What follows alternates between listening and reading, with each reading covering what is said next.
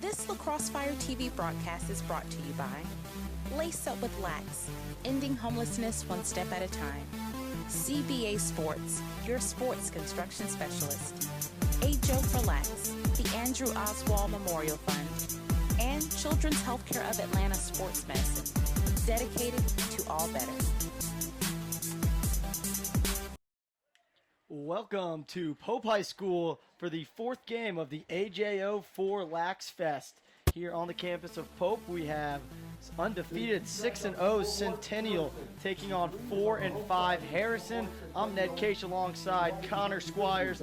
Connor, I think the biggest thing in this game is the attack play. You have Nikki Solomon for for Centennial, who's going to play at UNC. On the other end for Harrison, Jack Denny, he also a sophomore, going to play at Army. What do you think we're going to see out of these players? You know, Centennial is a big run and gun team.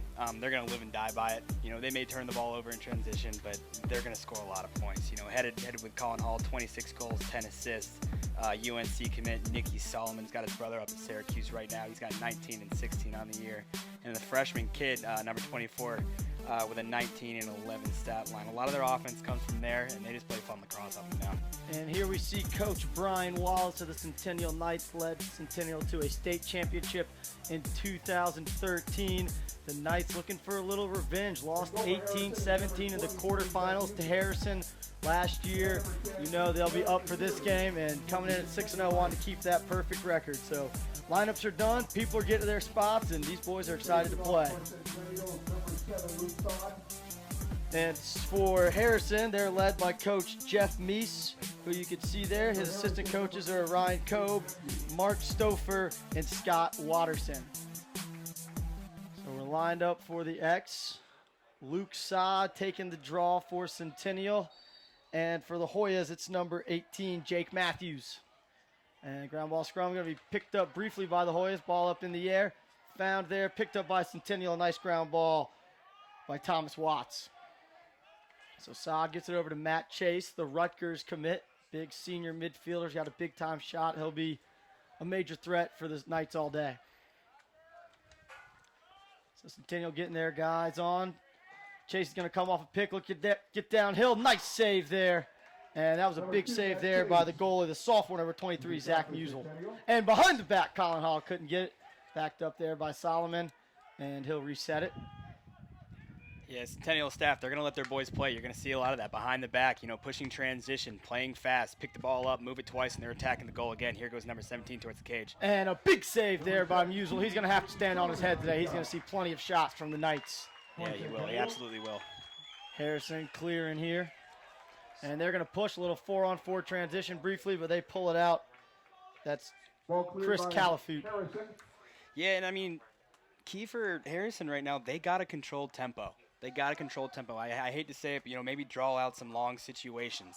You know, keep the ball on their side so you can kind of keep Centennial out of their flow, at the speed that they like to play at. So there we see number 17 get his first touch of the game, Jack Hennessy.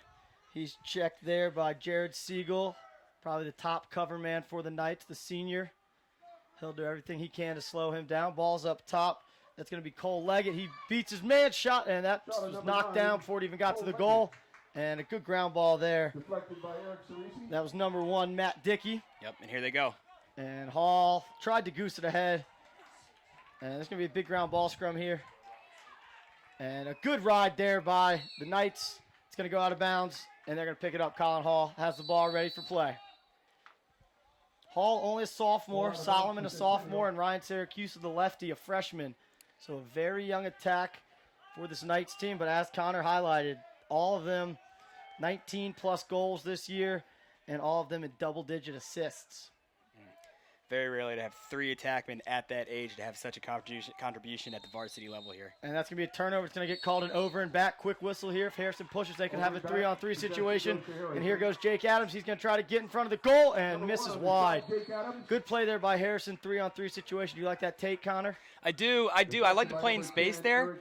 Number 1 did a very good job of shielding his defender with his body to make sure he can get up in front of in the goal. And that was Jake Adams getting the shot off.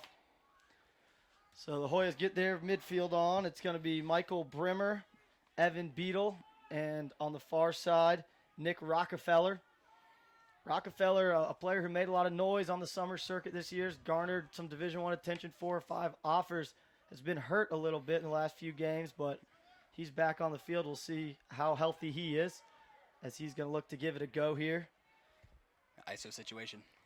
He's going to go on Jeremy Sarton. He works top side for his right hand. Sweep it across the top, shot low. Looked like that was saved there by the goalie, Eric Sasiri. Eric Sasiri with the... Sasiri on the year, saving at 58%, 77 saves, and giving up 9.3 goals against. So Rockefeller again. Ooh, he was looking for the sneaker. That was Alex Landry. Backed up there by Dennehy. And inside roll, protects his stick. Could not get a shot off. He's going to get called to the crease, and we're going the other way. Harrison getting some good looks at the game early as we're still tied 0-0 with 8.5 to go. Absolutely, they are. And, you know, like I said, you know, Centennial's going to try to push it. I don't mean to, you know, repeat myself too much, but they got to love those possessions. You know, they got it around a couple times as they turn the ball over on the clear. And there you see Harrison forcing a turnover. Harrison seems to have a little more energy here in the early going. The sideline getting excited on plays like that. And as you talked about, controlling the tempo, they've had the ball 80% of this game, and we're only about 4 minutes in to the first quarter. Yeah, and turnovers to goals is going to be big in this game too. Let's see if Harrison can stick one off a Centennial mistake. So here's Harrison in the circle set. Nobody on the inside, looking to spread out. Centennial win one-on-one matchups. We'll see if they do that. And they'll swing it behind. It'll be in the stick of Landry. He's checked there by Jake Abel. Abel, a junior, very good player. They go in that ISO set again. And it's going to be Rockefeller. He's got the pole this time. Certainly doesn't intimidate him. He's going to go to the goal. He's going to take a shot and wide. Tough shot there, falling away from the goal. Yeah, he's not scared to shoot it. But yeah, all of his momentum's going towards the sideline there. So that was Thomas Watts there on the defense. I would imagine they'll pull Rockefeller as much as they can when he's on the field. And he's going to step in. Try to split two. Good defense there. And very good defense and recovery there by number 1, Matt Dickey. Yeah, good hedge help there from number 1 in white. So Harrison's going to go down left alley. Luke Sod, good defense there on Evan Beadle. Rockefeller moves it over to Brimmer. And Rockefeller's going to check out of the game. I imagine that if you hadn't played 3 or 4 games, the longs might be a little slow getting the long possession, get him a quick break. So in for Rockefeller comes Josh Clanton. And Centennial, Harrison really controlling possession. Shot just high. I think if that had gone on goal, it might have gone. I tell you what, he dipped that stick a little bit. He had the goalie beat too. Goalie thought he was going low. He was just an inch off the top par. And here goes Harrison substituting another midfielder. So they clearly have no problem with these long possessions. And the ref is going to ask some of the kids behind the goal trying to get up extra shots to move, safety reasons, but love to see the kids always trying to get some shots up. And they're going to keep going with this methodical possession. It plays in their favor. You know, they're getting a lot of good shots with patience. Why push it? And we'll see if that frustrates the Centennial offense when they get it. You know they're going to want to push, but it may be in their best interest to get good possessions. Ball's knocked loose. It's going to be a big ground ball here. Centennial would love to have this and push a little bit. And good ground ball there by Matt Dickey. And he gets it over to Sasiri. Eric Sasiri, the junior netminder. And pushed in transition. Here goes Luke Sod. He's great between the lines. And a good trail check there. Looked like that was Clanton. And Matt Chase is going to reset it. Looks like he'll draw the assignment of the long pole midfielder, C.T. Davidson. Ball behind with the sophomore, Nicky Solomon. He's going to give it a go. Goes his right hand, looks inside. Hall, easy goal. And that's what you expect out of this Centennial attack. And get used to it because they're not going away for a few years, Georgia. It's, I mean, just a quick little dip and dunk from the back. Little quick step to his left, takes it right. 2-on-1. No help from the 2 there. No 2 help from the midfield for Harrison defense. Solomon, a starter last year as a freshman, started alongside brother Nate, who's now a freshman at Syracuse, getting some time on the field. In fact, I believe has 3 points on the year. Contributing every game. So great to see the game of lacrosse from Georgia all the way to upstate. Both the Solomon's parents from the upstate New York area, so a lot of connection there. And big ground ball there by Harrison as they're going to get another possession. We'll see if they go methodical again. You would expect them to. And they do. Look like their Fogo had a chance to, maybe push a little transition there with 7. But, hey, long possession's going to play in their favor. So the midfield group for the Hoyas is number 5, Evan Beadle, Nick Rockefeller, and number 7, Michael Brimmer. And coming out of the box is Dennehy. Most likely to get a short stick matchup, but a good job there by Jared Siegel of recognizing. The ball's at the top of the box. They're going to give it a go. It's going to be Rockefeller rolling to his left down the alley. Shot, again, did not make it to the goal. It's about the third time a ball's gotten saved before it gets to the goalie there. And a good hustle play there by Matt Dickey. Just couldn't get it up, and Harrison will keep possession.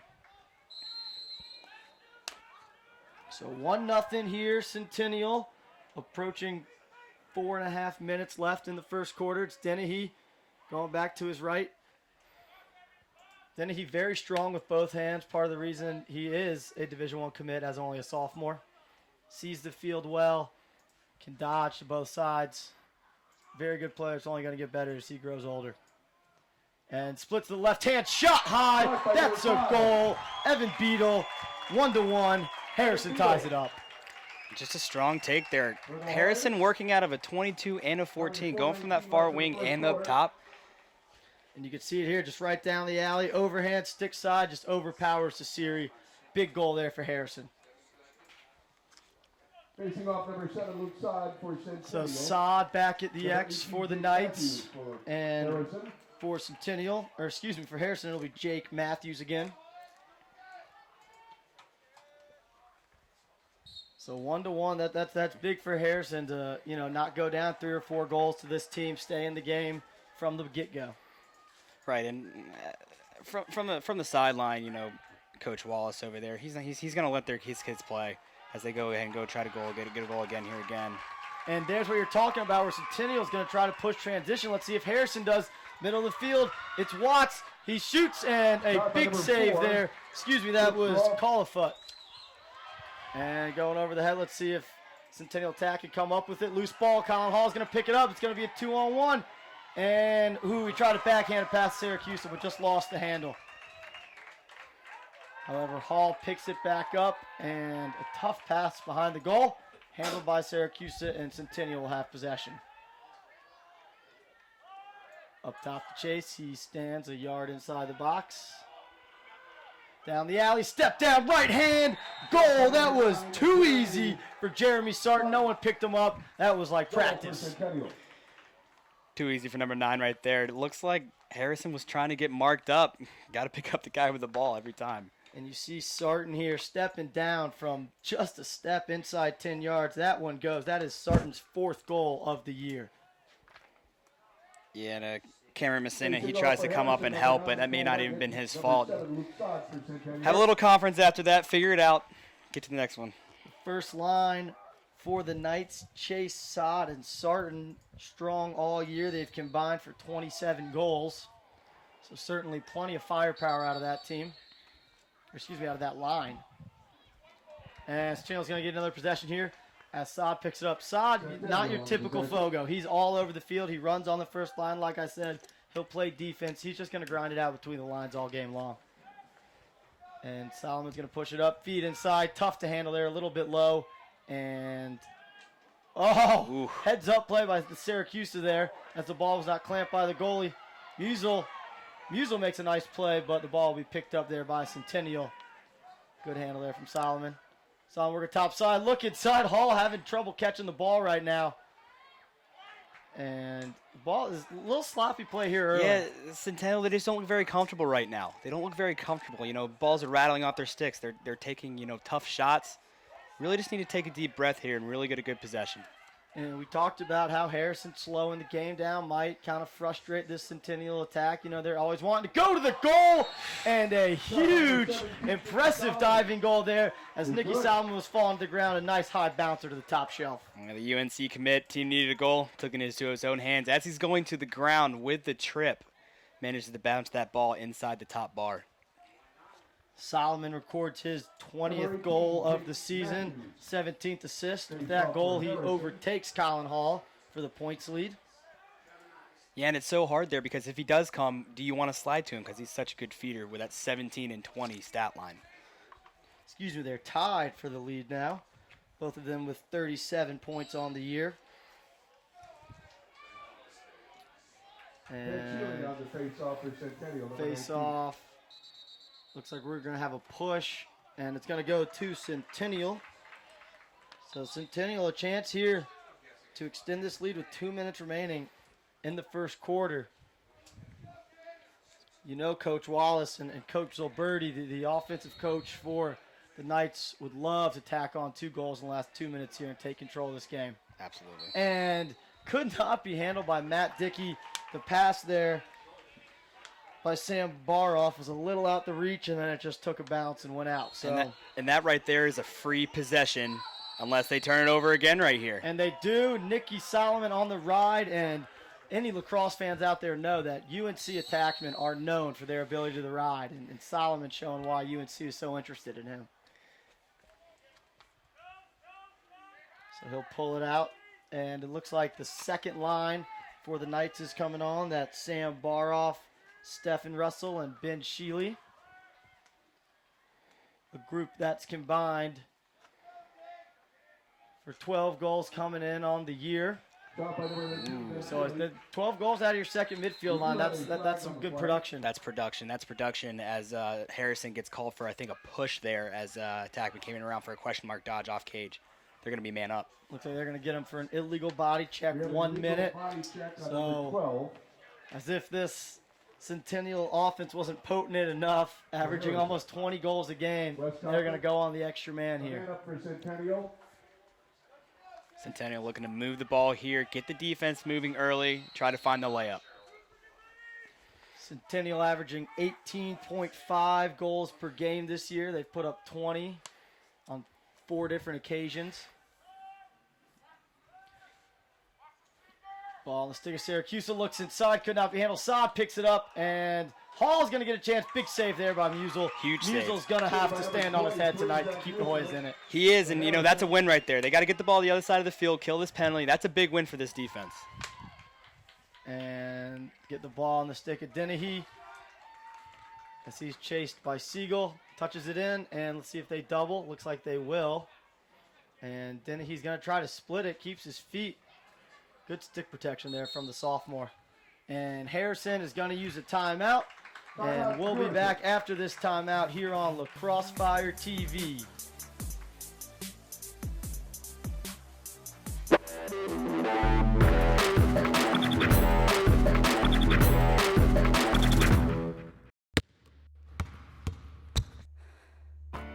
I got a high ankle sprain going for a rebound. Injuries are part of playing. I got hit catching a pass and broke my collarbone. So it's good to know that the sports medicine doctors, therapists, and athletic trainers at Children's Healthcare of Atlanta are experts at treating young athletes. If your child suffers any kind of sports-related injury, I got hit and dislocated my shoulder. bring him to Children's Healthcare of Atlanta. This Lacrosse Fire TV broadcast is brought to you by Lace Up with Lax, ending homelessness one step at a time. CBA Sports, your sports construction specialist. AJO4Lax, the Andrew Oswald Memorial Fund, and Children's Healthcare of Atlanta Sports Medicine, dedicated to all better.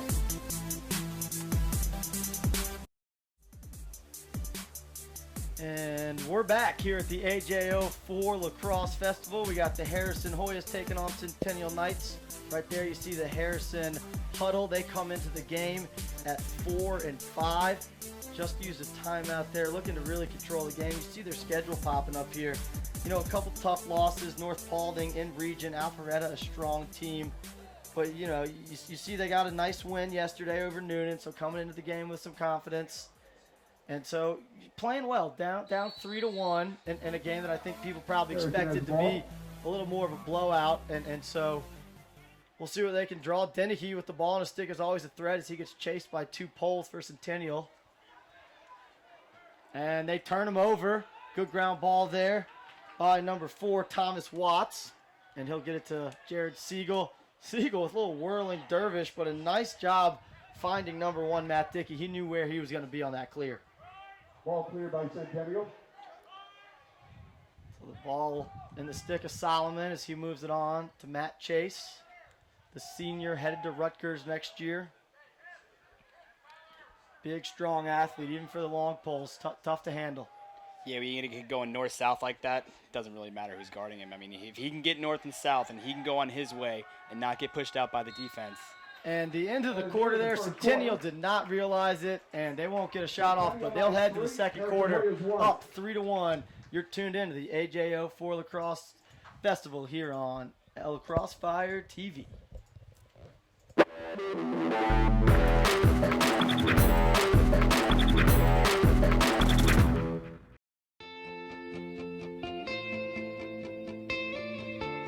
So the Andrew J. Oswald Foundation is based upon Andrew Oswald in his memory of his death 8 years ago. And we decided to take donations that people had sent and put it towards his memory and create this foundation. So it started off very small and has grown. We've given over $120,000 in scholarships, and it's really based upon making good decisions. It's drive safe, make good decisions, and pretty much have fun. And we started this back in 2006, the year after Andrew died in a car accident. It's really incredible to see the growth of the event. We're just tremendously grateful for all of the people, the volunteers, but also the people that come out every year and just make it the event that it is, because we couldn't do it if people didn't come out and support us. We love to do this because it helps us raise money, and we love to donate money. We have started a equipment rental program for the boys. So we've had over 1,000 boys start playing lacrosse by using our equipment through our rental program at low cost. So we've been able to get them into the game and help grow the game. Anybody's got the power. They don't see it 'cause they... And we're back here at Pope High School for the 10th annual AJO4Lax Festival. I'm Ned Case alongside Connor Squires here in the booth for Lacrosse Fire TV. Connor, 3-1 Centennial there. You kind of expected them to be the better team. Harrison made it competitive, certainly still in the game. What did you see in that first quarter that you liked? Really a balanced game by both teams. As far as Harrison, really taking, I don't want to say taking the area out of the ball, but really possessing the ball, taking advantage of their opportunities, getting good shots. And on the other side, Centennial's had good looks. They've had good looks. I'd like to see them go from their attack more. They had some good luck with that. And we'll see what happens in the second quarter. Colin Hall had a few chances on the doorstep, couldn't quite handle. Let's see if he settles down here in the second quarter. Certainly expect a kid with 27 goals through 6 games to settle down and get back to his goal-scoring ways. So coming out of the box with it, it's Jeremy Sarton. He's got 1 on the day already. He'll roll back, move it on to Chase.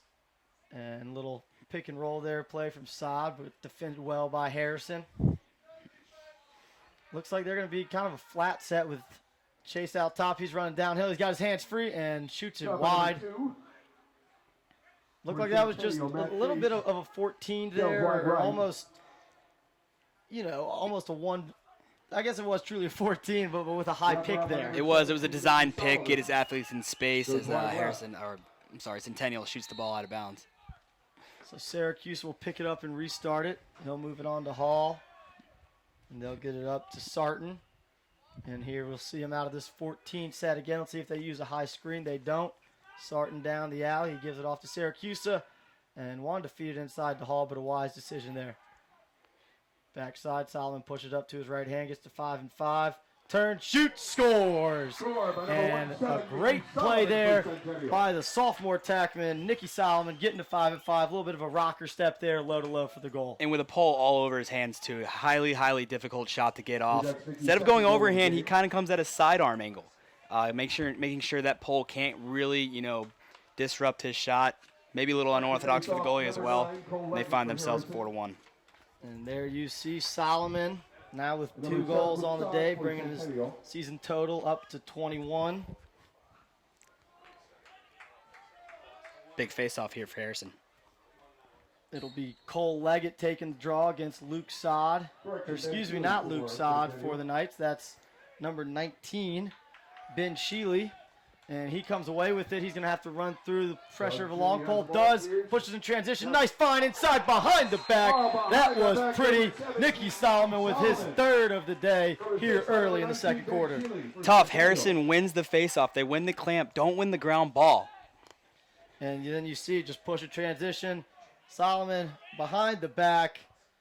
Fancy finish, but a good time for it. Better angle when you go behind the back there. Yeah, nothing the goalie can do about that. Great placement. Whenever you get that behind the back, low off hip, there's nothing you can do about it.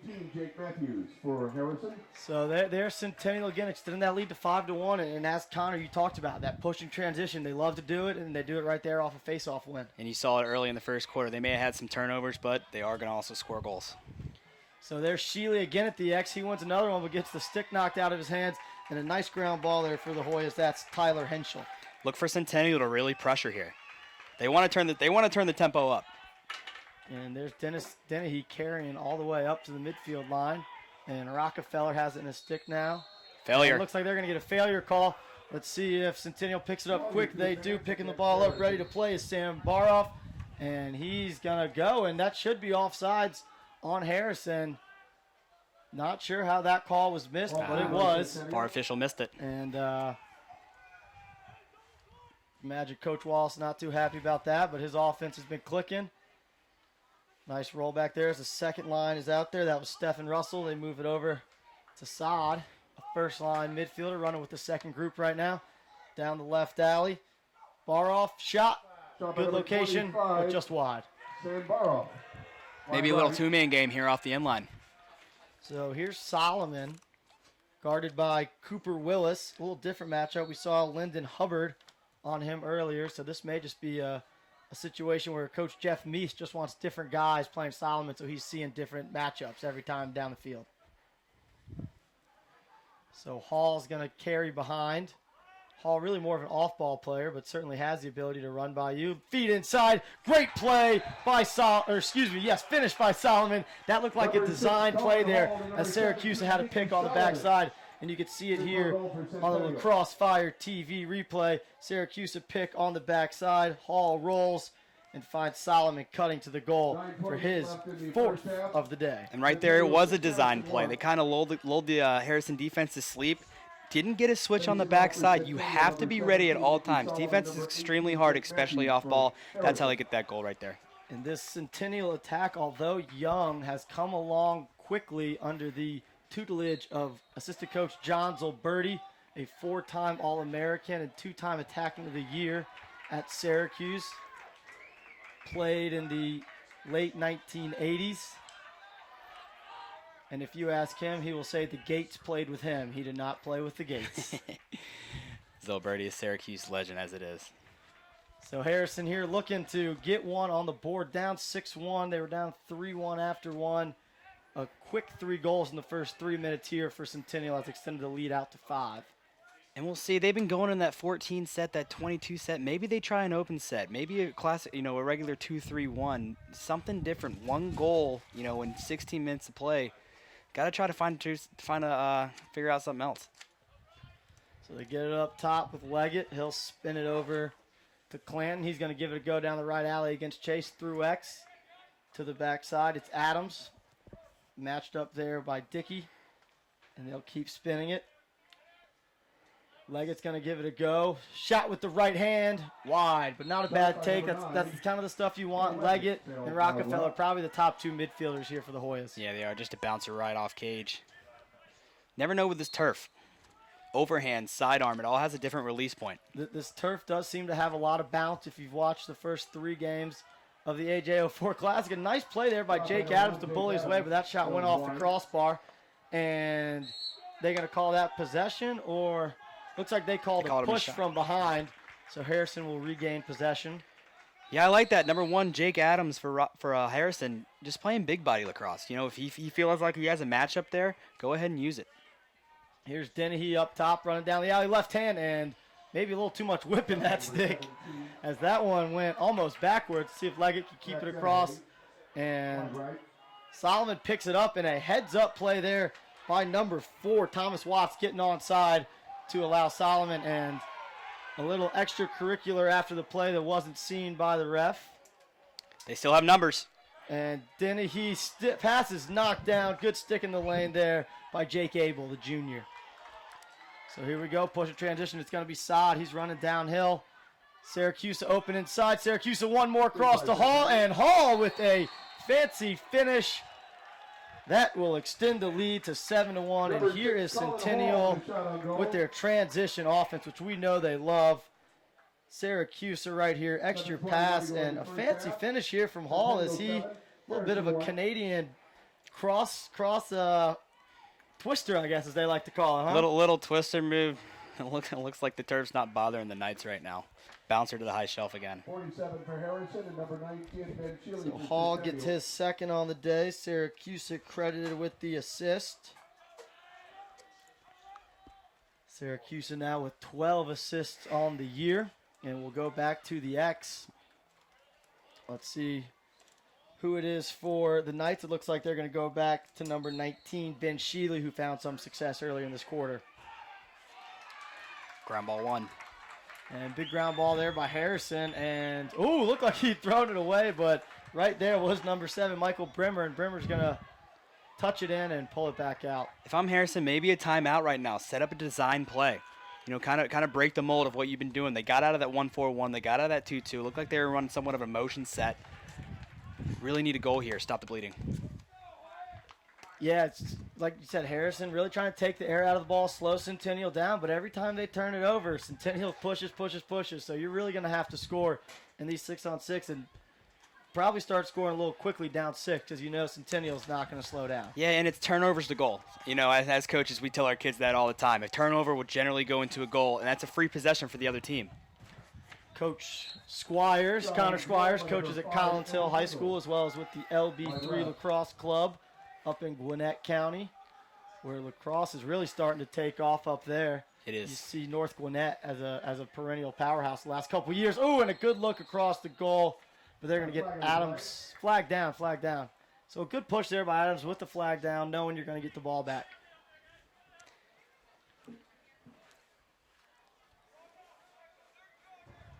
Looks like they got Jared Siegel for the push. Couldn't tell if it was a push or a conduct, but either way, it'll be a 30-second man up here. Yeah, anything around the crease, the game's really taking steps to protect the players. They took her way to the dive, which I wasn't too happy about. But safety for the players. Anything in the back, anything high, you're going to see it called here in Georgia. It's the right call, whether you like it or not. Player safety is a big issue. So on the EMO, Rockefeller throws back to Landry. Look inside, legged, big save there by Sasiri, and ground ball in front. Huge ground ball there. And a nice pickup right there. That's number 16, Austin Wise. He's going to look to leg it out, and he does. They've got a 4-on-3 if he pushes. And they come to him one more. Syracuse stings it to the top corner. And that was too easy for the Knights pushing in transition. And it's tough. Who do you slide off of? All 3 of those guys can score a goal. Most teams, they got 1 guy, maybe 2 guys if you're lucky. 3 guys on that attack, that every single one of them will stick it. Very, very tough. I'd almost let the midfield start taking shots. And you see the lefty there with the sidearm to the top corner. Syracuse gets on in the scoring column for the first time tonight off the assist from the defensive midfielder pushing transition, Austin Wise. And it's extremely hard for a defense and a goalie because there's only so much you can do in transition. It wasn't a breakdown on 6-on-6. Tough one for the goalie. And there was a flag down on that play, so we may have a 5-on-5 face-off here. Looks like they're going to get number 81 for Harrison. That's Cooper Willis. He's going to be locked in. I did not see a signal for the call. Unnecessary roughness by number 81, Cooper Willis, is the call for Harrison. So we get it there from the PA announcer, unnecessary roughness on Harrison. So that penalty will be full-time served as Willis in the penalty box pumping up the crowd, but it's going to be hard to get the Hoya faithful into it down 8-1. It is tough. I mean, I know he's trying to step up for his team right now. Got to have a cool head here, though, because the last thing you want to do is give the Centennial offense an extra man and a locked-in penalty. So here we see a rare 5-on-5 face-off So it'll be Leggett and Sod at the X, and on the wing for Harrison, it's the pole, Tyler Henschel. And on the wing for Centennial, it's their top offensive midi, Matt Chase. Interesting strategy, putting both the wing players on the same side. Generally, you'll see one on each side. And Sod, easy win, back to Chase, and they'll go play 5-on-5. Although got a little transition here. Sod's going to come down. They're going to let him shoot, and he pushes it wide. As you said there, though, Harrison letting their midfielders shoot. Make the midfielders beat you.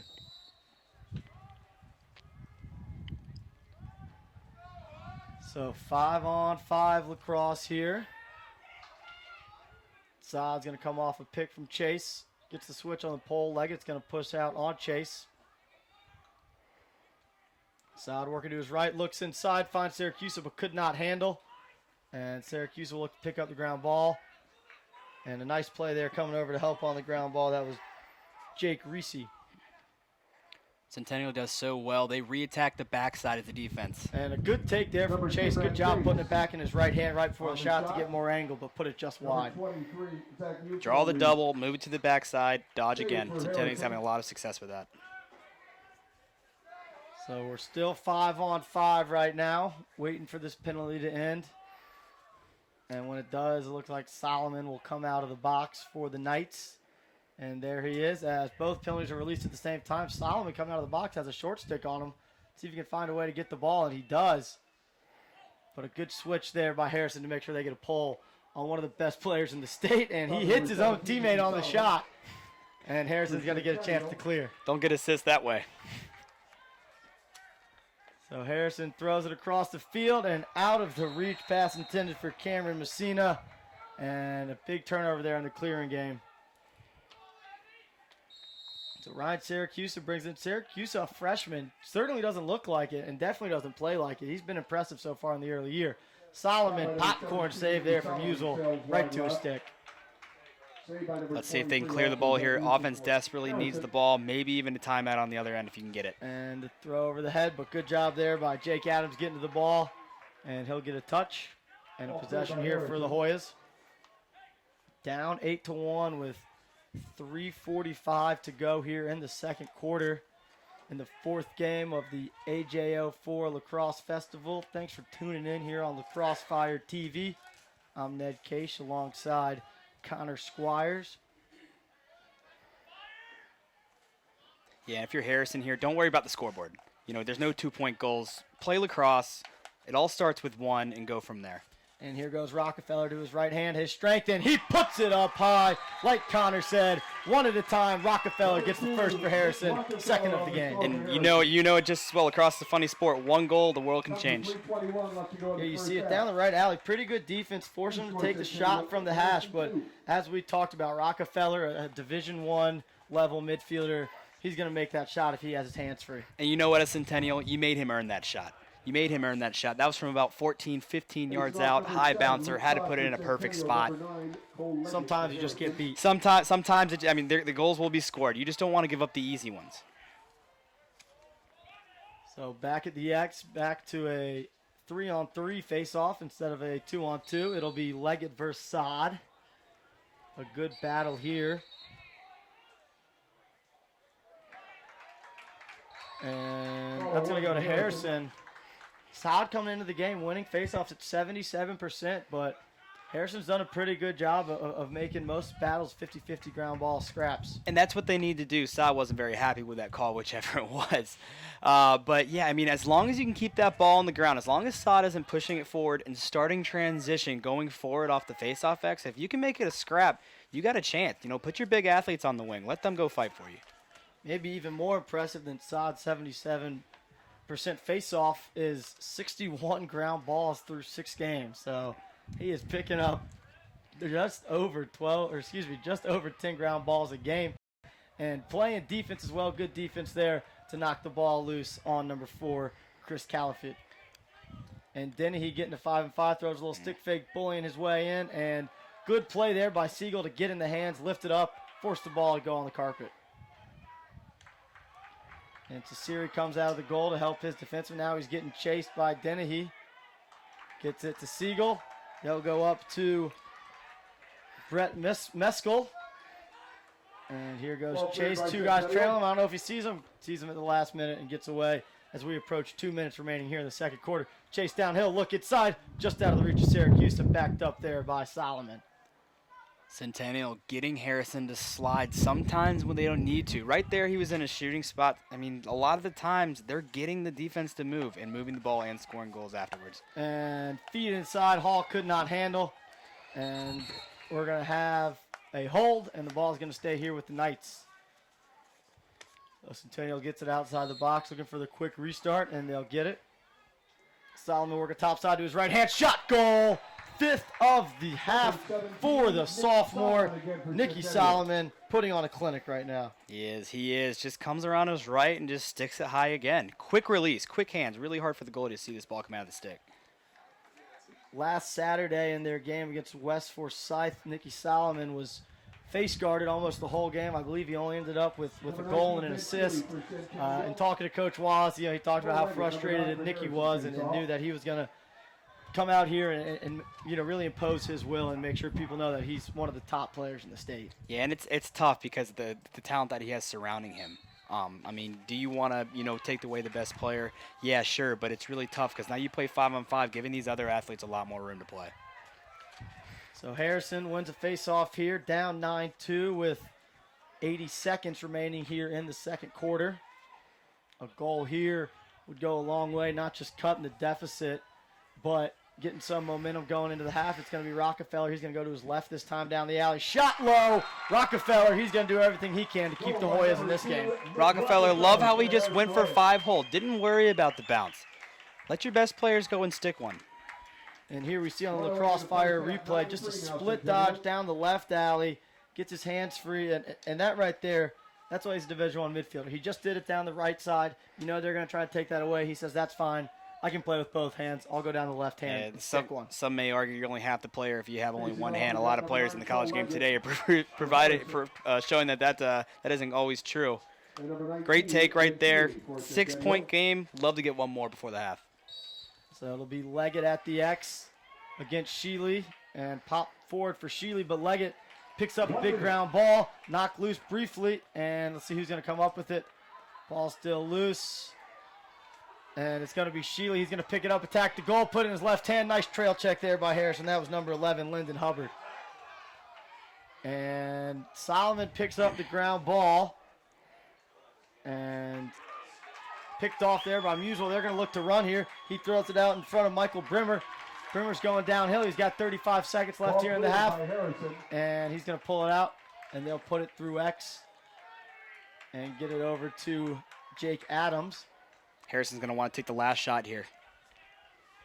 We see Jack Dennehy not on the field right now for the Hoyas. 18 seconds left. Here goes Rockefeller. Draws 2. He's going to redodge, looks inside. Shot, goal, Rockefeller making plays. That goal was scored by Evan Beaver. Whoa, a little extracurricular down there. Little tension now.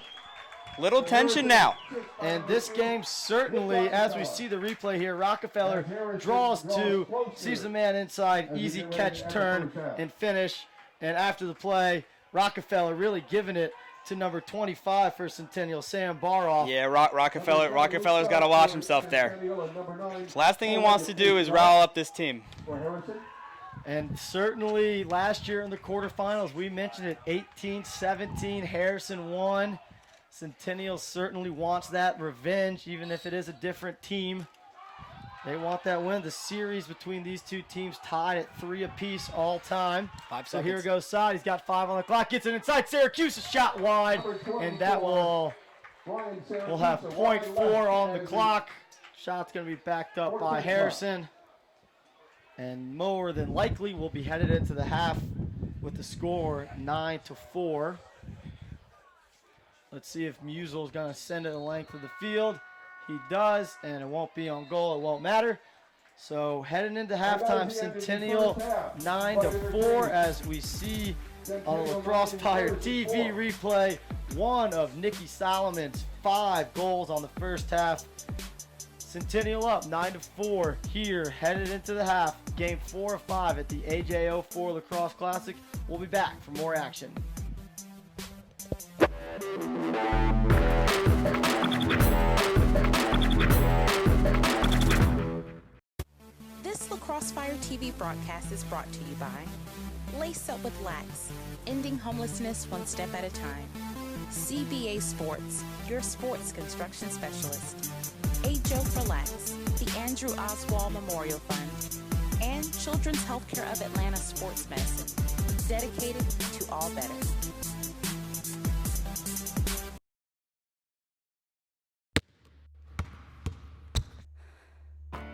I got a high ankle sprain going for a rebound.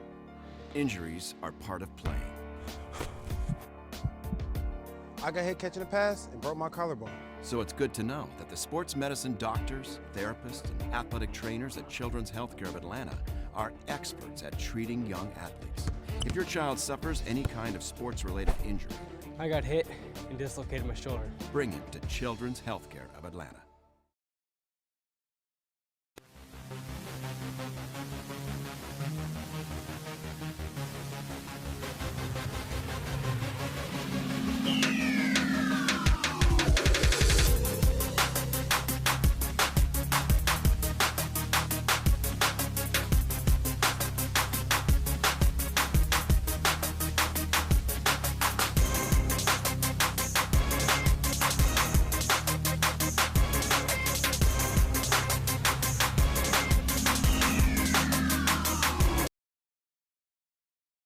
AJO4Lax.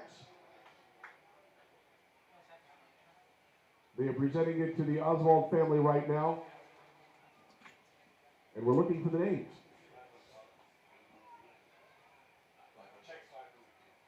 The check, by the way, is for $500.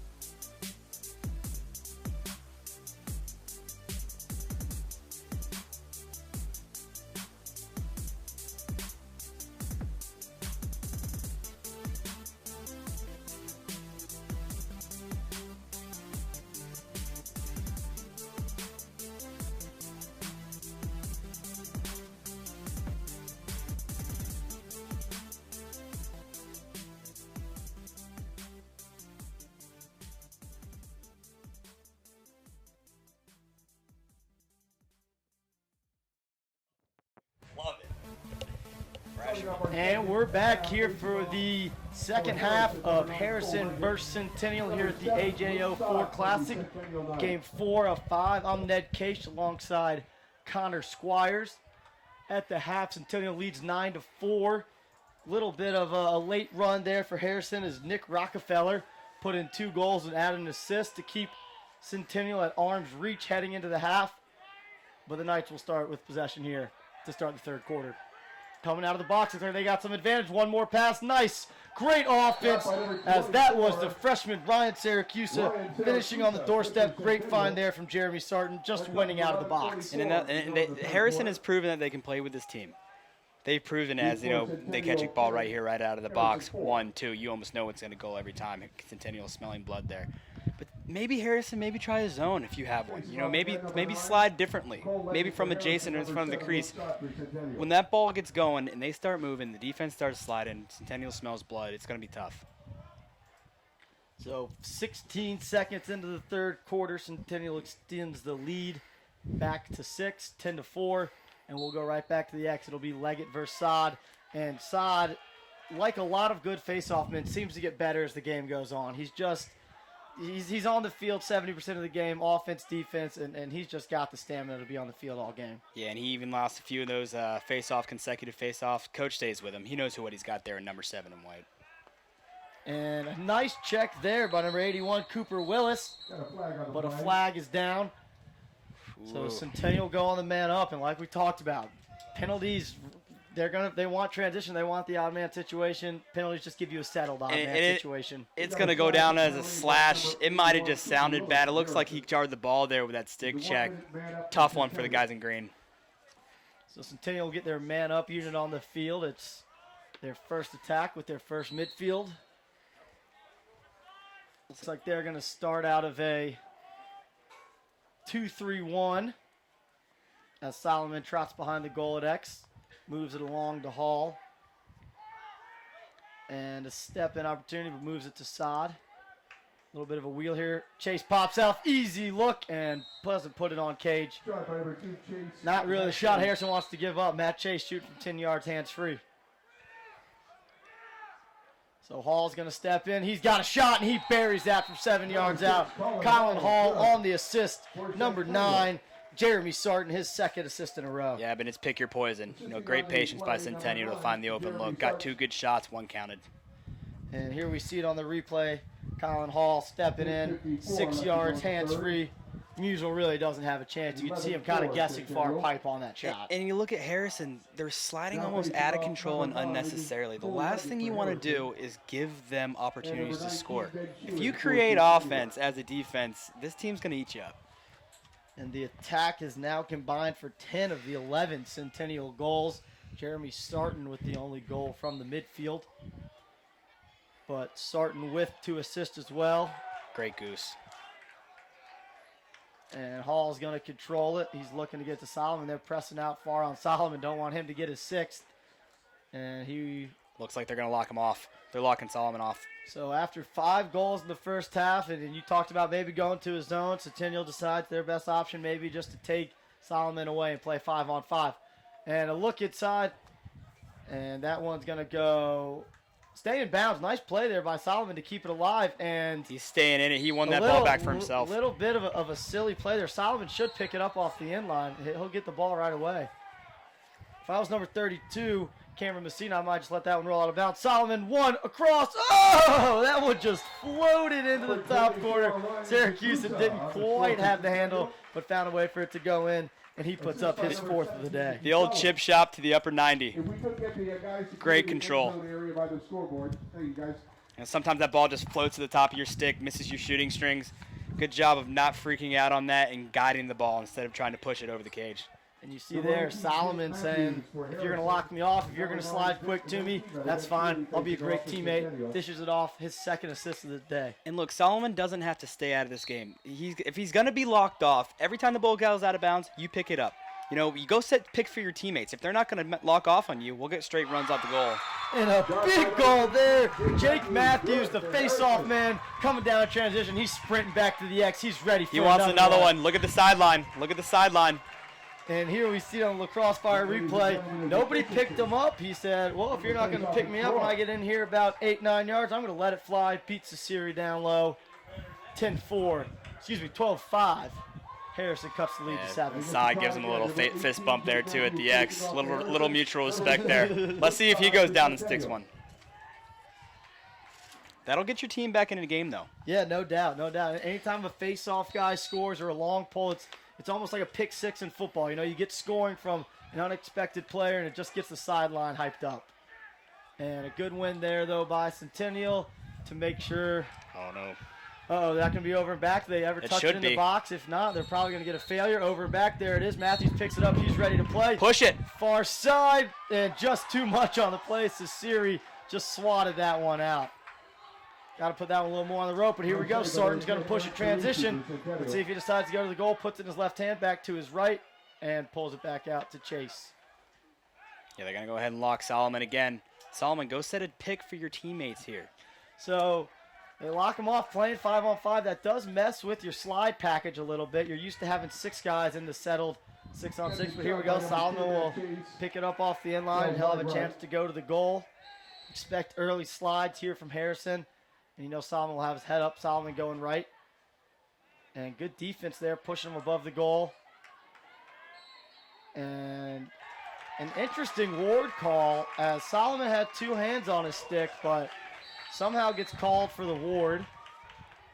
And he'll get it right back, get it on the ground, and picked up there, though, however, by number 8 for the Hoyas, Ben Barfield. So Harrison here with a chance to put in 2 in a row, get a little momentum. Let's see if they get Rockefeller on the field. He was their best player in the first half. Certainly probably the best player besides maybe Nicky Solomon on the field in that first half. Right, and look at Centennial pressing almost all the way out to the midfield line. And here's Rockefeller. He'll be checked there by Thomas Watts. And coming out of the box for Harrison, that's number 7, Michael Brimmer. So they got their 6 guys on the field. They're ready to play. Here goes Rockefeller dancing a little bit. Shot off the pipe. And I'll tell you what, he's just doing what he can to make something happen for this offense.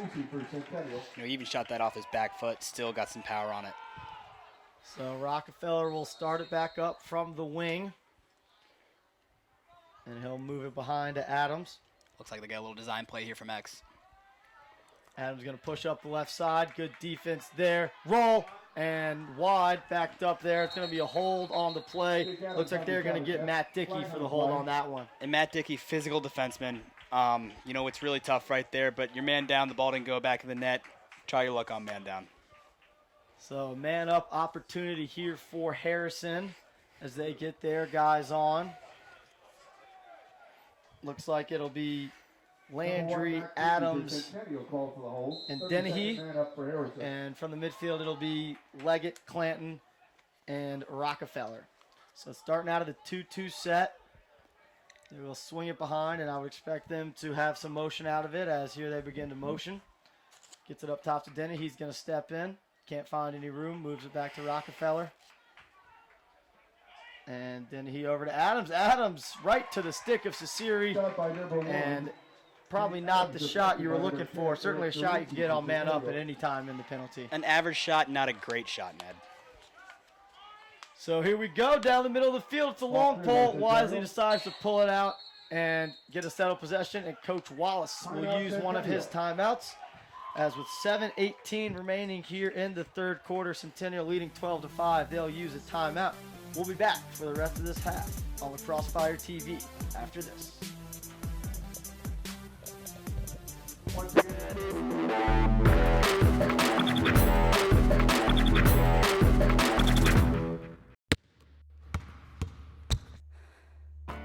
I got a high ankle sprain going for a rebound. Injuries are part of playing. I got hit catching a pass and broke my collarbone. So it's good to know that the sports medicine doctors, therapists, and athletic trainers at Children's Healthcare of Atlanta are experts at treating young athletes. If your child suffers any kind of sports-related injury, I got hit and dislocated my shoulder. Bring him to Children's Healthcare of Atlanta.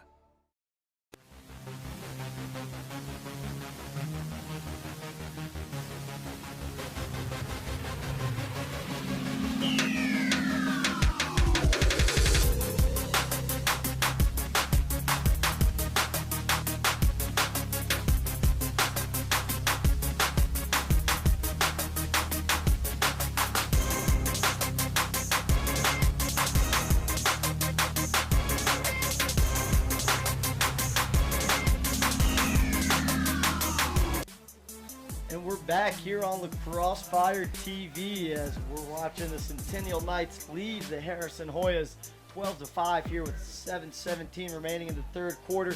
I'm Ned Case along with Connor Squires here at the AJO4 Lacrosse Classic. Connor, Centennial dominating the game. Harrison kind of trying to hang around. Do you think Harrison has enough in the tank to overcome this deficit?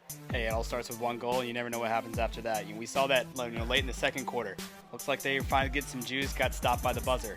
Let's see if they can rejuvenate a little bit of that. So, they've proven that they can do it. It looks like we may have had an illegal stick on that last timeout as Centennial turns the ball over and Harrison is on the man up here. Number 2, Nick Rockefeller on the shot. Ball's right. Looks like they got Nicky Solomon for it as he's over there working on a new stick. You can see him having a catch in the background. Sometimes a little humidity makes that pocket deep. And low to low, easy save there as Dennehy's shot was scooped up by Ciceri. And pushing a transition here, Centennial. And they'll pull it out. Smart play there by number 1, Matt Dickey. They'll get it behind. It's in the hands of Jake Reese. And good defense there. Physical defense there by number 32, Cameron Messina. And here, Messina again being physical. And a tough call there from the officials. I'm not sure what he saw. That was just great lacrosse. Tell you what, coming out of the break with an attitude. I like it. I love it. So tough break there for Harrison, hitting the way you're supposed to with the shoulders. And these refs are calling this game a little tight. So here's Colin Hall carrying. He's drawn the double team. And Solomon coming out of the box. Here he is. They got the extra man advantage. Pass inside. Chase with the goal on a nice assist from Syracuse. And Harrison just not a great time to double the ball when you're under 10 seconds in the penalty. Coaching staff probably needs to communicate that a little better. And also they slide we see the replay here on Lacrosse Fire TV. They slide upfield about 30 yards away from the cage, and they give them free goals underneath. It's tough. So the lead extended back out to 8 there. Math is certainly not my strong suit. And Matt Chase, the Rutgers-bound senior, gets his first goal of the game. That is Chase's 13th goal of the season. So here we go, back at the X. It's going to be Sod and Leggett.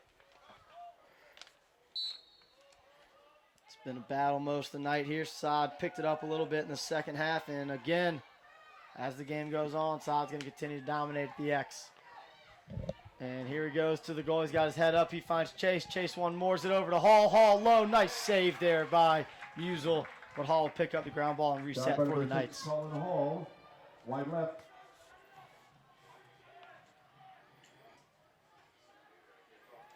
There we go, another errant feed into the crease. So Chase picks it up, and he'll reset. He's going to want to give it a go from up top. Even though he has the pole, he's going to give it a go. Gets downhill to his right, looks inside. Nice handle there by Syracuse for a finish. Harrison, just no two-slide on that play. And that's your problem when you decide to shove the guy behind the cage. You're not on it's unorthodox, 5-on-5 defensive possession instead of a 6-on-6. There wasn't a two-slide there. And you see it there, the two-slide coming from number 4, Chris Califat, but he's all the way on the other side of the field. There's just no way he's going to get there in time. If you are here, please stop by the concession stand. You left something while you were there. Andrew Hurlitz. So 14-5, the Knights lead here with 5:28 remaining in the third quarter. Taking the draw for Harrison, it's Jake Matthews. He's got a goal on the day. And for the Knights, it was Ben Sheely. And we got a 3-on-3 scrum. Let's see who can pick it up here. And it's going to be the Knights going to the goal. The long pole bounces it high. Number 28, Brett Meskel. And maybe Coach Wallace needs to do a little more shooting with the long poles in practice. Look inside. Scores. Solomon to number 19, Ben Sheely. And the Knights are rolling. Yeah, that one right there might have been the dagger. It looks like, playing a lot of defense in green. It's really starting to take its toll, and you just really hate to see that. And there you see on the Lacrosse Fire TV replay, Harrison just getting a little lost on defense. I think ball watching probably too much there when the ball's in Solomon's stick, you're always going to be nervous, always wanting to know where he is, what he's doing.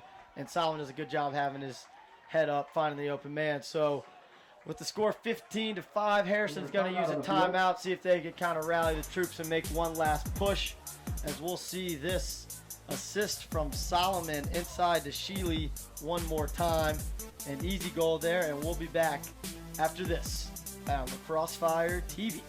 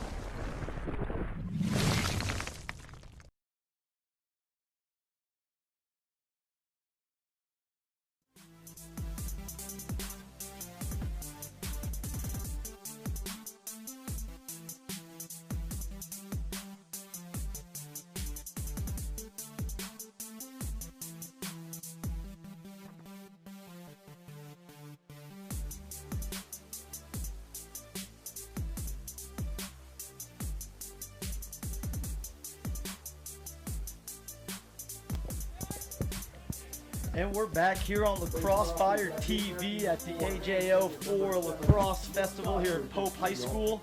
10th year in a row they've done this. A great event put on in memory of Andrew Oswald, a Pope lacrosse player who passed away in 2005.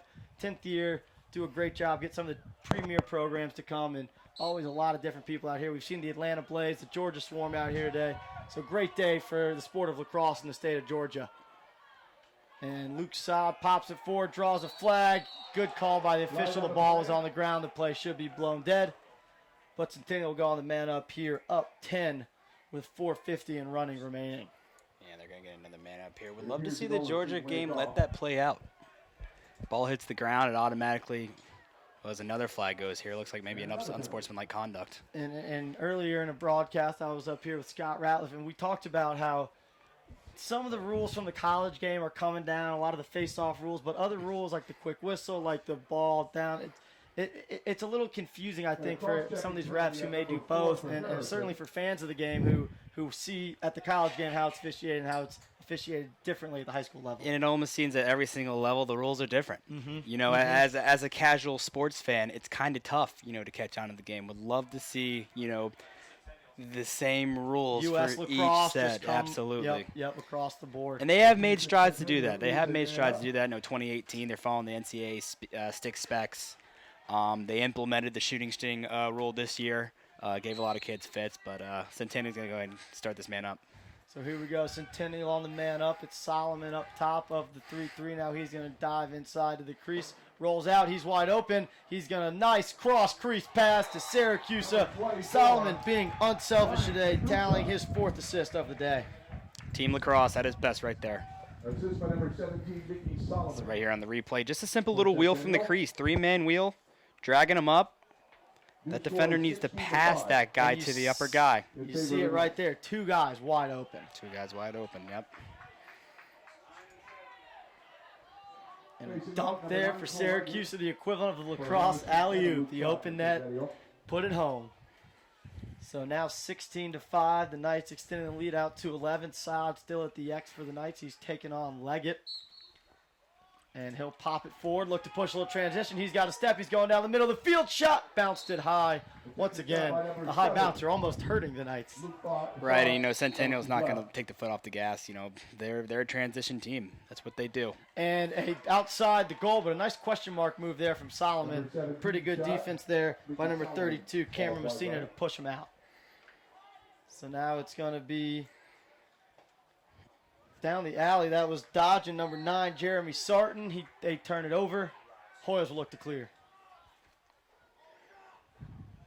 Hoy is in big need of a goal here. Got to clear it first. And swinging it from one side of the field to the other, carrying it up is the long pole, Lyndon Hubbard. He'll carry across and find Dennehy there, as Harrison will get a possession. Seems like it's been a little while since they got a possession here as we approach 2 minutes remaining in the 3rd quarter. It has. Denny's been a little quiet. Love to see him take the ball in his stick. And Harrison, with too many guys on the field right in front of the official, he missed it. Coach Wallace and Coach Gilberti voicing their displeasure with the missed call there. They won't stop coaching. But here's Harrison and Rockefeller trying to get the ball. Matt Chase doing a good job of pressing out on him, making it difficult for the Hoyas' best player on the day to get the ball. So they exchange it behind. It's Landry. He's going to push up the right side. And shot wide, back up. It's going to go to Harrison. Cesari wanted it. It's going to stay with Harrison. Landry, good job pushing there. Jake Abel, a little too much stick there. Surprised he didn't get called for a hold. So the ball's behind with Adams. He's on, going to give a go on Dickey. Dickey with his stick downfield. Good job pushing him out. Working top side, shot, goal. And like I said, that stick downfield, I think, gave Adams the advantage to work top side. Number one on number one, strength on strength. And here we see on Lacrosse Fire replay. Adams just gets around. Yeah, it's tough right there because he's got a stick in his left hand. It's really hard to get that stick in front. I mean, Adams is a big boy, and Dickey isn't going to really, necessarily get rammed by that, from other guys in the state. But yeah, you talked about Adams in the second quarter, really used his body to get inside and get a good shot off, and you see it again there. Didn't blow by him with speed, but used the body to get there. And a big ground ball there, that's Matthews, Jake Matthews at the X, and making a push towards the goal. Looks like he's going to get a shot off low. Nice save by Cesari. That shot was by Califoot. Little basketball stutter step there, 10 yards. I believe they call that the rocker, and a nice ride there by Landry. Gaining an extra possession for Harrison, but good job of Centennial getting back in the hole. Rockefeller's going to step in from way outside as the quarter comes to an end. The score 16-6, Centennial up 10 here in the fourth game of the AJO4 Lacrosse Festival. We'll be back on Lacrosse Fire TV right after this break.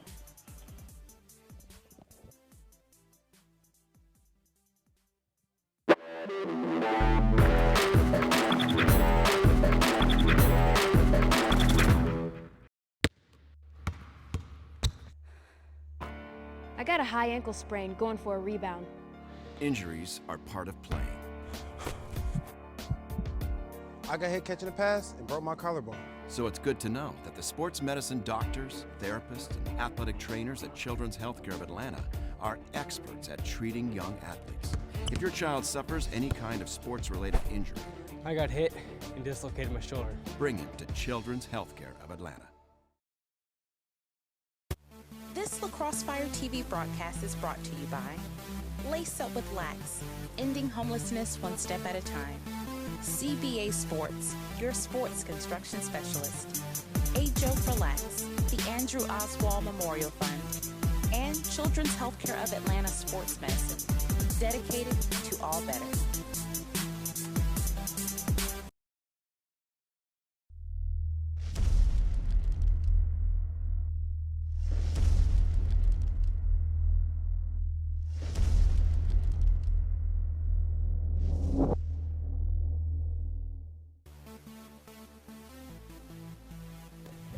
Back here at the AJO4 Lacrosse Classic, Centennial leading 16-6. We can see here key players for Centennial. It's been all three of their attackmen, Colin Hall, Nicky Solomon, and Ryan Syracuse. As you can see, sophomore, freshman.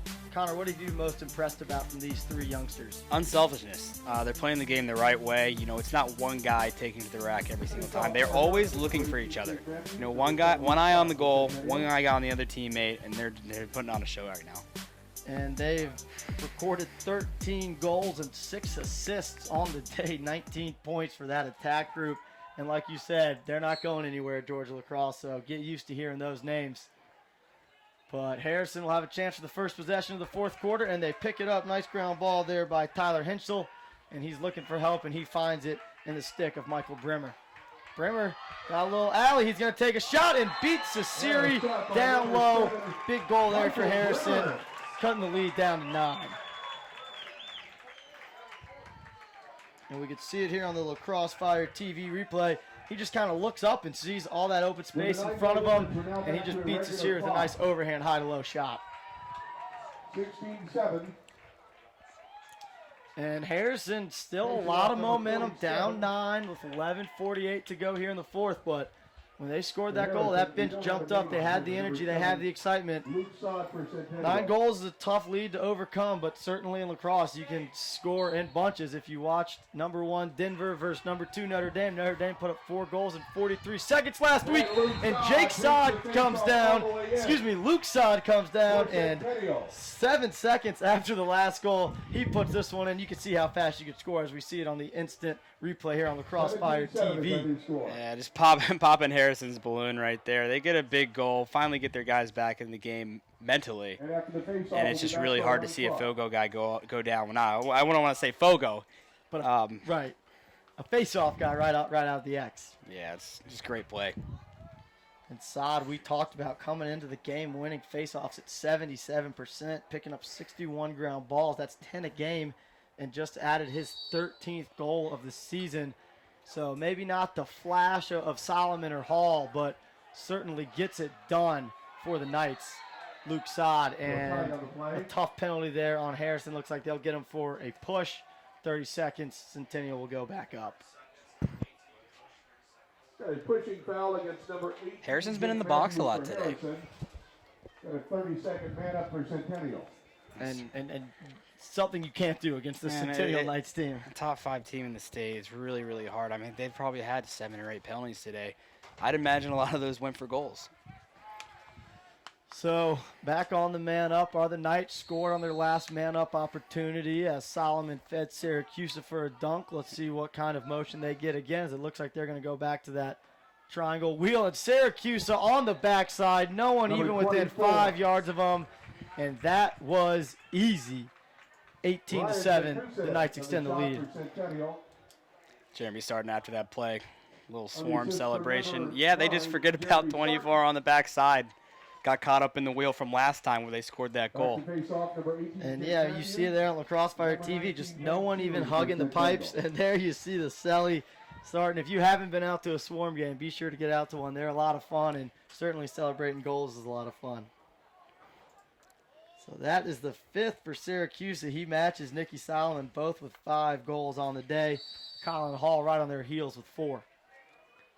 And looks like they're going to get a push, or see if they stepped out. They're going to say it was a push. Harrison will pick up the ball. Dennehy will restart it. Harrison ball. Dennehy, by my count, has been shut out today. Very impressive performance by the senior Jared Siegel to shut down the Army commit. And Rockefeller, he has not been shut out tonight. He sticks that one far pipe. That is his 3rd of the goal. He is doing everything in his power to keep Harrison in the game, but just can't seem to get enough help elsewhere. Here on Lacrosse Fire TV, we see it coming down. Dodges past 2 guys outside the alley, but man, can he bring it. And he's way out there too. Tough angle. He just brings the high heat. Number 9, Cole Leggett for Harrison. So Leggett will go at the X. He'll take on Ben Sheely. And number 19, Ben Seeley in for Centennial on the face-off. Rockefeller's been impressive today. Rockefeller coming off an injury, played a little bit in their game last night on the man up. And here goes Sheely down the middle, but he'll get the ball jarred loose.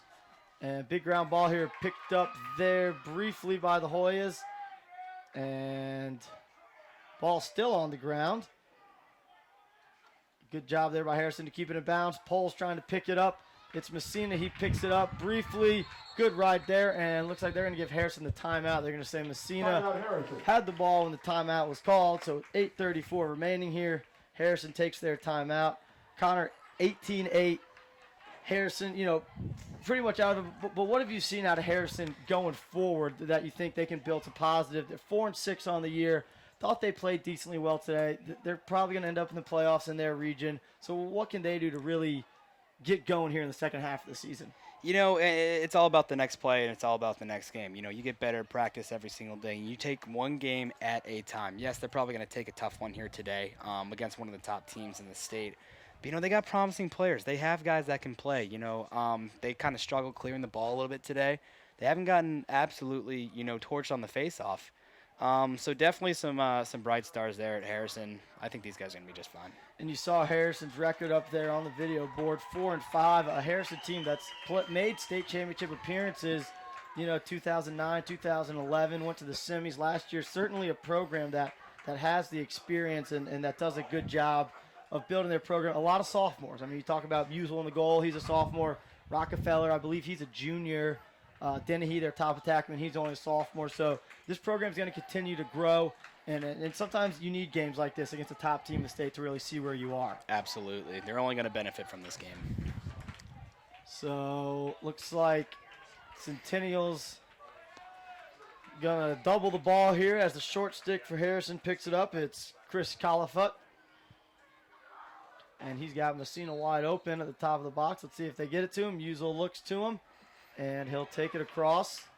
He's going to attack the middle of the field. Let's see if anyone slides to him. He didn't look like he wanted to go score a goal. So Dennehy handles, takes a big whack there from Siegel. Siegel done a really good job on Dennehy tonight. He has.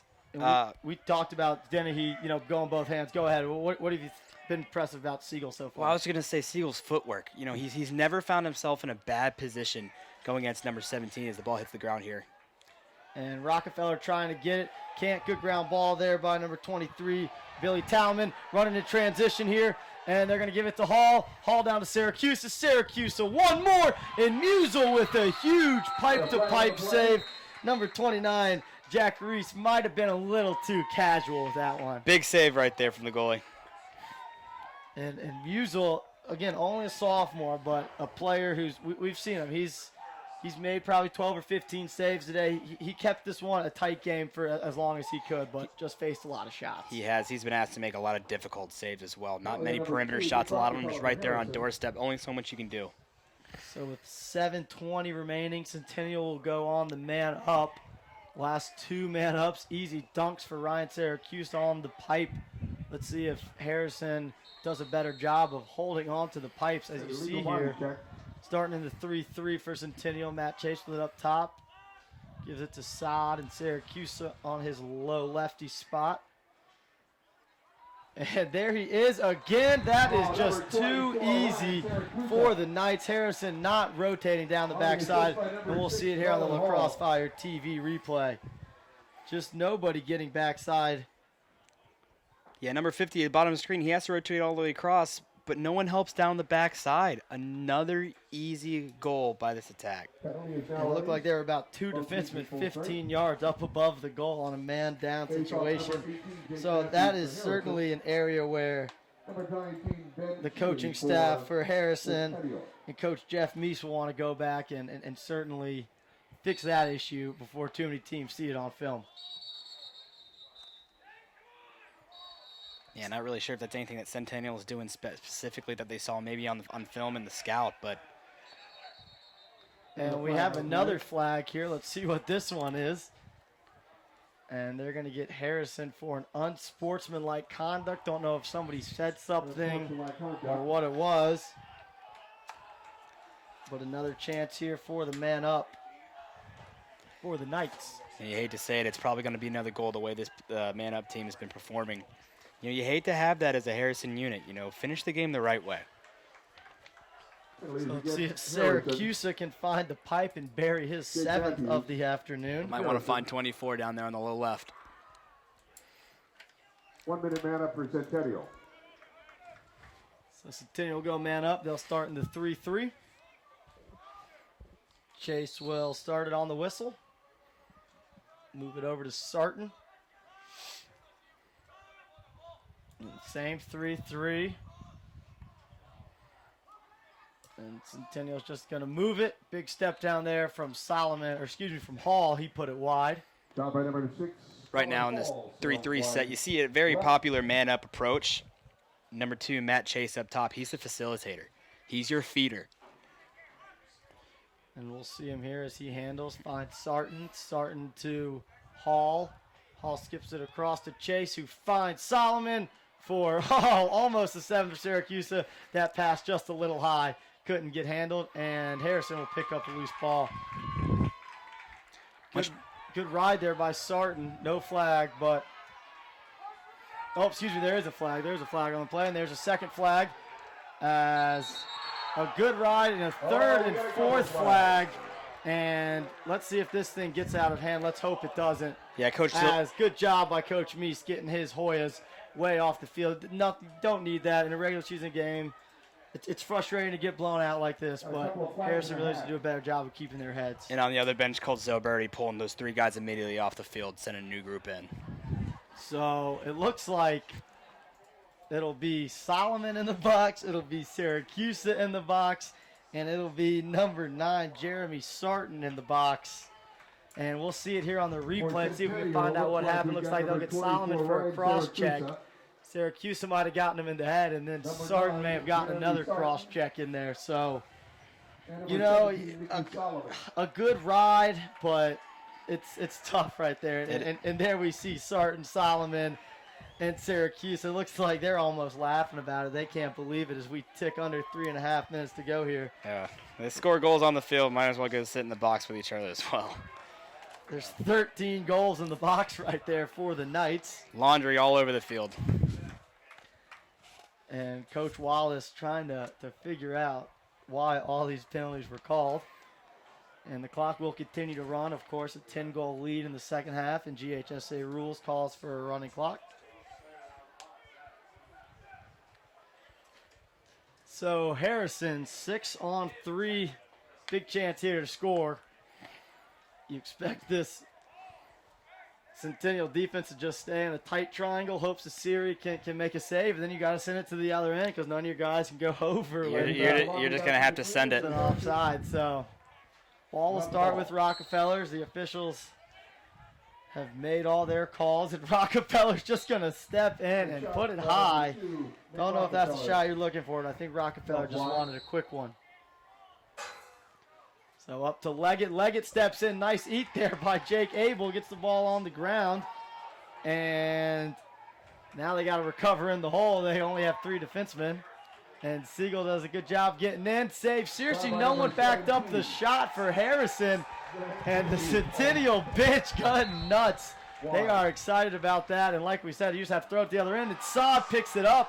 Saad's going to look to push transition. They're going to push it. And he gets the ball knocked loose. Down 3 men, they're still going to try to score goals. No doubt. So here they come, coming down in the 6-on-3. If you're Harrison, find the best shot. Find the easy shot. It will come. You'll get the doorstep shot. There it is. There it is. And a big save there by Sasiri as all 3 players are going to come sprinting out of the box all at once. Adams inside Sasiri with another huge save. Wow. And the ball picked up there by Solomon. And they're going to go for a run here. And they're going to play. Saad, middle of the field. He's got Sarton. Sarton's got a man on his back. Doesn't realize it. And Chase will clean up and pick up the ground ball. So here with just over a minute remaining in the fourth quarter, 19-8. Centennial on top. The number 2 ranked team in 6A, according to Georgia Lacrosse News, has been dominant today. Georgia Lacrosse News getting a lot of hype and publicity. A lot of people listening. Good source of the sport for everyone down here in Georgia. Be sure to check it out. GeorgiaLacrosseNews.com. Check out their weekly rankings as well as previews for big games, and I'm sure they'll have a post-game write-up for all 5 games today.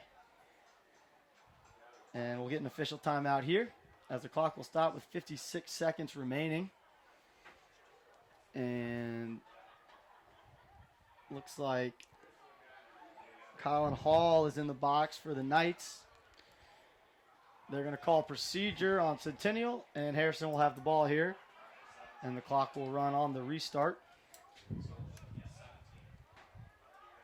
And again, looking forward here, we talked about Harrison. Ned, what do you see in the future for Centennial? I mean, top 5 team in the state right now. They're playing with a lot of talent, playing with a lot of energy, a lot of emotion, and they'll light the scoreboard up. Yeah, they're number 2 in the state, number 4 in the Under Armour Inside Lacrosse poll, number 10 in the Inside Lacrosse Under Armour poll, and the Nike Lacrosse magazine, they're number 4 in the Southeast. So certainly a team with a lot of firepower. They want another state championship after getting robbed last year and not having won one since 2013. Looks like Coach Wallace has a team that's certainly capable of it. And any team with Nicky Solomon on it is going to be tough to beat. I mean, he's he committed to UNC as a freshman for a reason. Right, and we talk about, again, the guys he's surrounded with. You know, what team is this deep? I haven't seen one in the state. So Matt Chase stands behind the ball. He's going to hold it. Chase is senior, headed to Rutgers next year. Big midfielder, finished the day with a goal and an assist. And tried to get another one there. Nice save by Musel. And Hall will pick it up. He'll backhand it towards the goal. And the clock will run out, and Centennial will be the winner, 19-8. As we saw a fun game today, Harrison did what they could. Nick Rockefeller certainly was impressive with 3 goals on the afternoon, but Centennial just a little too much, as you mentioned, Connor, just too deep. And they'll finish the game with a 19-8 win and move to 7-0 on the season. Meanwhile, Harrison moves to 4-6 on the year. Yeah, and as you see right here, you know, as teams cross a lot of DAPs, you know, these guys see each other. They play with with each other over the summer. You know, yeah, you know, it might have got a little heated at times, but you know, these guys know each other. Good to see a lot of respect out there after somewhat chippy game at the end. And they'll give the MVP honors after the team shake hands. It'd be hard to say it's anybody but Nikki Solomon, who, according to my stats, finished the game with 5 goals and 4 assists, only to be outdone by Ryan Syracuse with 6 goals, but didn't quite have the assist. But Solomon's 5 first-half goals really set the tone for this night's team. And then we saw in the second half, Harrison went and locked off, put them in a 5-man rotation. Their defense just wasn't the same. And so Solomon, even just for that reason, is a huge key for this offense. Right, it is. Harrison, maybe next year, they got a great team. They got a lot of kids returning, you know, a lot of talent. You know, they didn't get to win here, but, you know, a bright future for them. And also Centennial, they're going to keep rolling. I believe they're 9-0 now, correct? Undefeated if it was. Yeah, Brian Wallace and Coach Zalberti down there on the sideline doing a great job. And here we see Nikki Solomon coming to get his MVP honors, well deserved, as the North Carolina commit finished with 9 points on the day, 5 goals, 4 assists, as he led the Knights to a 19-8 win. We are 15 minutes away from facing off our 5th and final game of the day. It'll feature the Westminster Wildcats, defending 5A state champions, and the host school Pope Greyhounds coming into the game with only 1 loss to an out-of-state team. We'll be back for that call on Lacrosse Fire TV, 15 minutes away. Don't go anywhere.